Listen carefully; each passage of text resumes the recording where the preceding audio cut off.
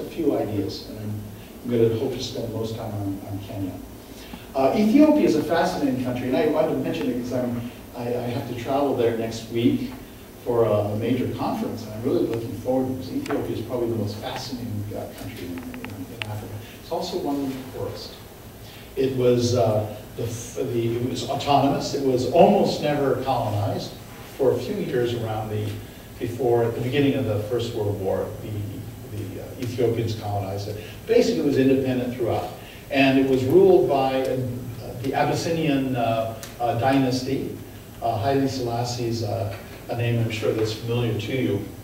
It was overthrown by the socialist Derg, which then ruled, but they had to deal with a couple of secessionist movements, in particular the Eritreans and the Tigrayans. Well, conflict disrupted the economy. Interestingly, the development agencies and the international community tended to say that the problems of the economy, and in particular the famines that occurred, resulted from ecological and environmental issues, which seemed to me to be sort of taking an issue that was highly political and giving it a sort of well, call it a greenwash or a brownwash because of the dust, saying this is environmental, it's not political, when in fact it had to do with this fundamental issue of conflict that's disrupted Ethiopia for several decades. The TPLF, the Tigrayan Liberation Front, defeated the Derg, and their partners, the Eritreans, had a vote, and they voted for secession. And now we have two countries. The Tigrayans are independent. The Tigrayan-led government under President Zenawi, who's there now, established very courageous, very ambitious. He said, for decades, a centralized system hasn't worked. What we're going to do is decentralize. We're going to have basically ethnic-based states and with devolved powers.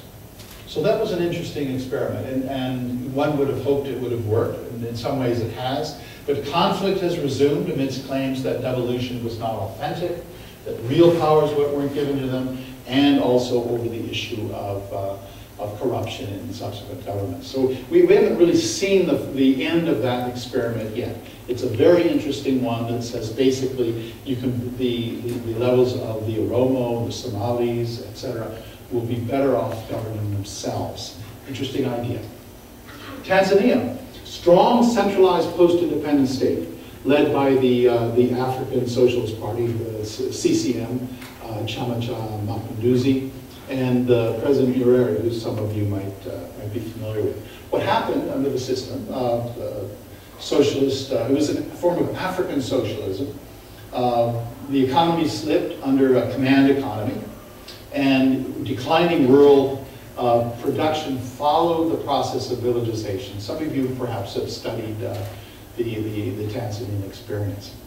But now around the mid-80s, 1986 I think is the critical moment, which actually correlates with the coming to power of Gorbachev in Russia, and therefore, in a sense, the decline of the conflicts in the Cold War.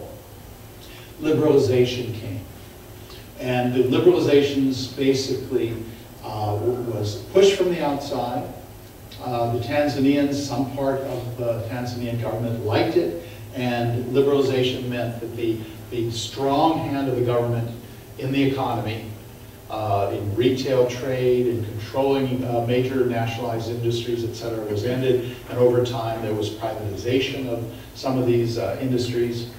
But with privatization also came corruption. And so one of the things that they say in East Africa is that Tanzania has become as bad as Kenya, which in some ways is the case.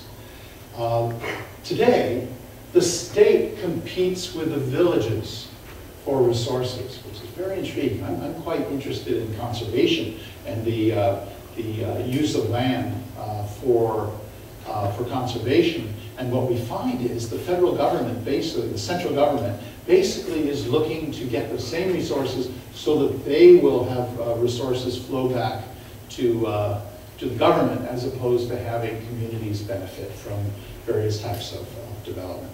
This is a critical issue in the theory of devolution. Kenya, if I could just spend a few minutes on Kenya. you had a post-independence government that replaced whites with black elites. And what followed was a very, very high amount of economic stratification. So Kenya is one of the most unequal societies in the entire world, along with the United States. A highly centralized state was largely controlled by central Kenya, creating a real sense among the peripheral areas that they wanted democratization. A one-party state was established. This was not socialist, but it was, in some sense, came out of some of the turmoil of past decades. They created a one-party state, but the regions really wanted to have greater political access. So you had a succession of leadership, and I won't tell you that story, but not real power. So you had new characters, but there was a real continuity of the groups, the industrialists and the ethnic groups that had been in power for quite a while.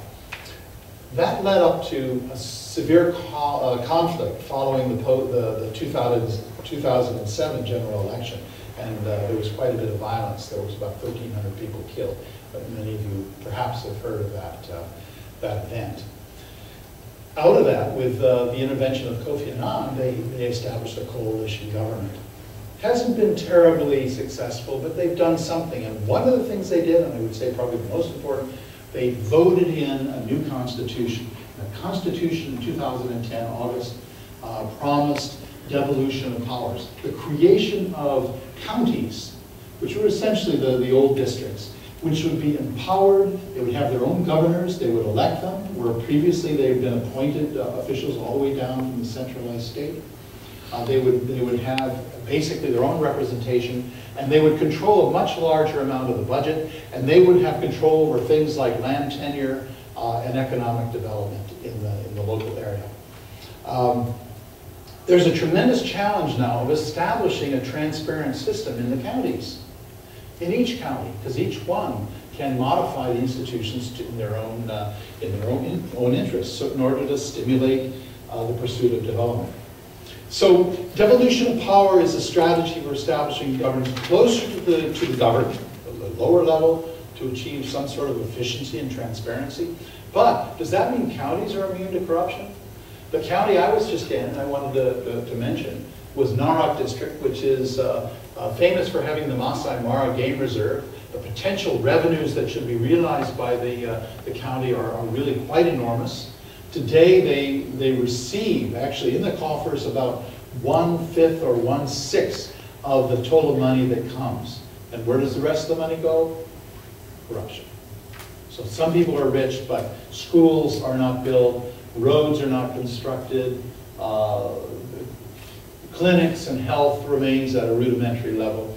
So what they're doing now, and I wanted to mention this, they're involving themselves in a process that will go on for at least 6 months or longer, in which they're discussing among themselves what kind of county do we want, and how very concretely can we set up these institutions, these organizations, these offices, so it's very clear what people are to do, what sort of person would be ideal, what sort of qualifications we expect, and what sort of checks and balances can we build in. They're very, very aware of the issue of corruption, and that they're going to develop, they're going to have to bring that under control. So it's a real test case for African governance. Will Narok County, as an example, create institutions to underpin greater development of citizens' capabilities? We all hope so. And this is something that I'm looking at. In fact, I've got a doctoral student who's going to be looking at that in particular. But this is an example of the sort of devolution of power that is potentially, will be very positive for stimulating local level development and having people feel that they control the process themselves. We can only watch and wonder and give whatever support we can. One of the things that Canada sometimes does is to bring people here to look at how we manage our institutions. They brought at one point members of the parliament from Kenya to see how parliamentary procedures and institutions were managed. There may be an avenue for that. Certainly, Canada has given a number of examples. The secondary school system is actually modeled on on candidates. So there may be a creative role, but at the end of the day, it's the people there who are going to make the difference. What is interesting and important about your initiatives is that some of you might be there partnering and basically participating in this great conversation that we call development. Thank you.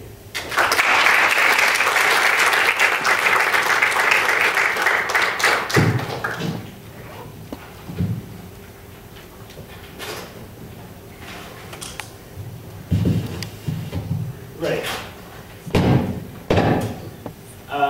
Okay, perfect. Great. Thank you so much, Professor, for your lecture.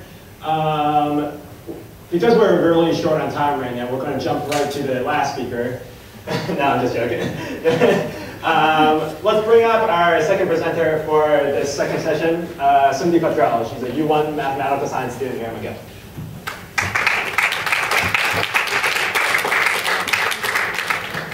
Last year, my bad. Hi, everybody.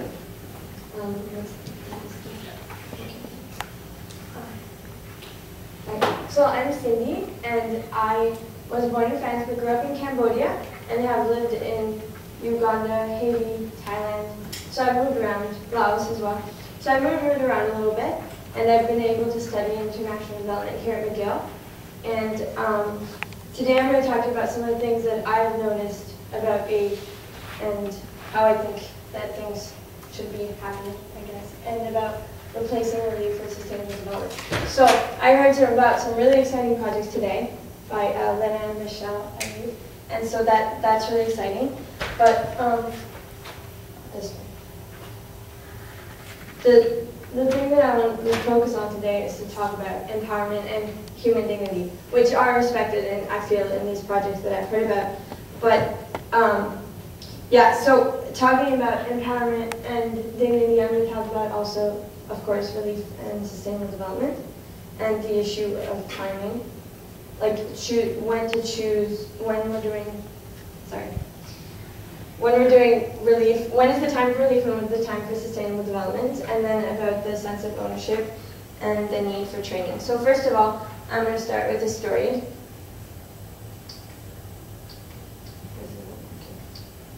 Sorry. Yeah, I think, okay, it's not that important. So first I'm going to talk about a story just to talk about the difference between relief and development. So let's picture someone, say Mark, is walking down the street and he keeps stepping off of the sidewalk. If obviously, like, it's pretty likely that an accident is going to happen according to Murphy's Law. And so picture him bloody on the sidewalk, something really, really bad has happened. Obviously, the response necessary is to take him to the hospital right away. That's the time when you just have to be there, support him, do relief. On the other hand, before the accident happened, it was probably a time to prevent. So the time to talk about road safety and walking on the sidewalk and such. And I think that we often forget, when talking about development, the difference between the time